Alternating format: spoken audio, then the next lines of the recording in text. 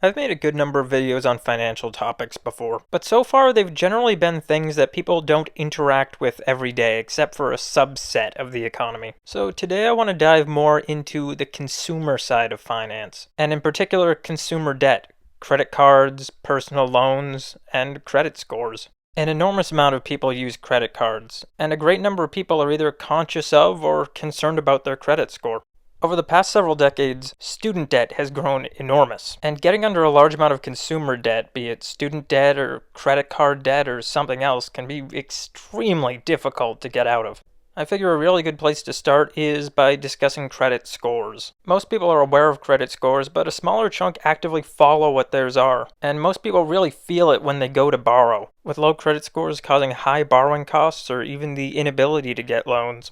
The most commonly used credit scoring system in the United States is the FICO score, which is a consumer debt scoring software system developed by Fair Isaac. Now, generally, people know the sorts of things that improve credit scores, although there are a lot more nuanced elements to the score, and there are a lot of elements that aren't particularly well known. So I'm going to go into what exactly makes up a FICO score. So let's begin with new credit. This factor is weighted 10% in calculating the FICO score. And this is essentially any new debt that you have recently taken on. This is not just new credit cards that you may have got, but also any other debt, store credit, a personal line of credit, a HELOC, a mortgage. Any new debt counts toward this. And the way it works simply boils down to if you have taken on new debt, then that makes you a more risky borrower. So anytime you take on new debt, get a new credit card, open up a new line of credit, this will slightly decrease your credit score. But generally not by a huge amount, and this effect goes away with time. And this leads us to another matter in here. Credit inquiries. Now, credit inquiries occur when you do something like apply for a new credit card, but it can happen for other reasons as well. It's when a financial institution is looking into your credit. Any credit inquiries over the past 12 months affect your credit score, but again, only by a small amount. However, it's better than most people think, because there are different types of credit inquiries. Soft inquiries and hard inquiries. Soft inquiries occur during normal credit checks. These happen when you do things like apply for a job, get pre-qualified credit offers, or check your own credit score. And these aren't going to hurt your credit score. In fact, on that point, there is an online and in-mail system where you can get your credit report from the 3 major credit reporting agencies: Experian, TransUnion, and Equifax. And this can be extremely helpful if you're trying to maintain your credit score and history. This allows you to keep on top of your history and also to notice if there's anything that doesn't look right. You can report it and try to get it resolved. And at this point, you are able to use this portal pretty frequently for free. This can be done on annualcreditreport.com, or can also be reached through the FTC's website. Again, these are free and don't impact your credit score. The other type is a hard credit inquiry, and these are typically done by credit issuers and financial institutions, most often when you're applying for new debt, or when you're in more serious debt situations. And these only impact your score for 12 months, and even if you have a few, it's likely to only move the score by a couple of points. Next, let's check out, at another 10% weighting, mix of credit. There are lots of different types of debt, and your credit score generally benefits by having a blend of different types. And while there are many different types, there are 2 broad categories: revolving and installment. Revolving credit is the credit that revolves. There's no fixed amount, you just keep borrowing and paying it back as you need. This would be things like credit cards, store credit, and home equity lines of credit.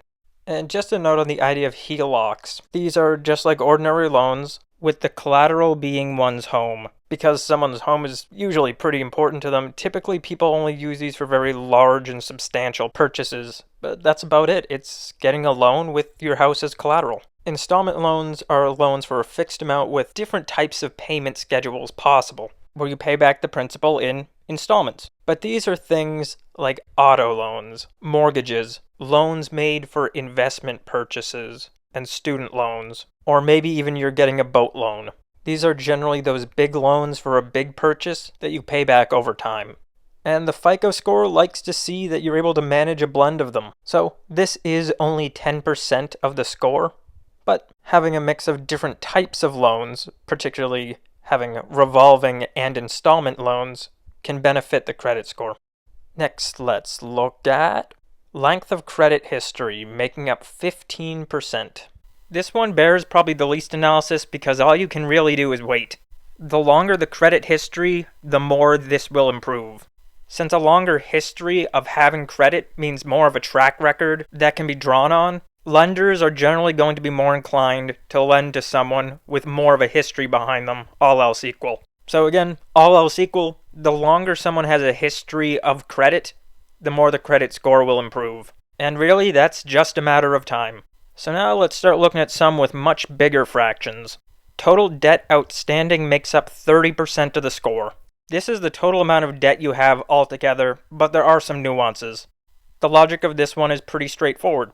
If two people want to borrow money from me, and one has no debt, and one already has $10 million in debt, well, there's a good chance that that guy who already has a lot of debt is more risky and less likely to pay it back. So as you take on more and more debt, your credit score will begin to decline. But back to the issue of different types of credit, it also depends where the debt is. Because let's say you have $1 million mortgage. You look like you can pay it off slow and steady. Seems fine. Well, having $1 million in credit card debt looks a whole lot worse. So having a large amount of debt in a risky form of borrowing will adversely affect credit score much more than debt in a safer type of loan. It also matters how many of your accounts have outstanding debt. You may have multiple accounts, but might not necessarily owe money on all of them at once. So if you owe money on a few of your accounts, that ends up looking a lot better for your credit score than if you have heavy utilization across all of your available accounts, because that could be a sign that you're overextended and might not be able to pay back all the debt. There's a general heuristic to not use more than 30% of your available credit all at once, but it's not a hard and fast rule. And often using a very small amount of credit ends up being better for your score than using none at all. Most often, your utilization reported is the amount that was outstanding at the time of your last statement. So paying off credit card debt periodically throughout the month could also be helpful. And now we have our last and biggest component, payment history. And this, very straightforwardly, is do you pay your debts? The better you are at paying back your loans, the better your credit score. Very fundamental, and it's the largest factor in calculating a credit score. And the things that go into this are the number of late payments you've had, the amount of delinquent debt that's still owed, the number of delinquent payments you still owe, how long these have been delinquent for, how many accounts have and have not been paid off. This also includes bankruptcies and debt that is in collections. Now, bankruptcies can really hurt a credit score, and they stay on a credit score for 7 to 10 years depending on the type of bankruptcy.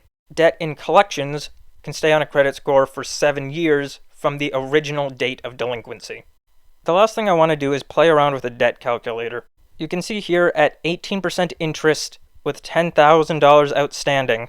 If you could pay back $500 per month, it would take 2 years, and you would have almost $2,000 in interest. Raise that to $20,000 and it's 62 months with almost $11,000 in interest. Now let's try $50,000 and you can't do that. There is no way to pay that back. So we're going to have to pay back more each month. Let's try $1,000 a month. And that's 94 months with $43,000 in interest on top of the $50,000.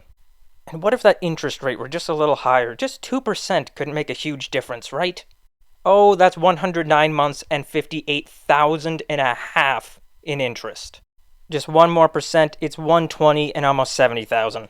So I just want to highlight that debt can be very helpful, very useful, but it can really spiral out of control. So it's very important to see how these little changes in numbers can affect enormous amounts of money, and to only borrow what can be paid back. I hope you found this useful. Do subscribe if you're interested in seeing more stuff. And then until then, have a tremendous day.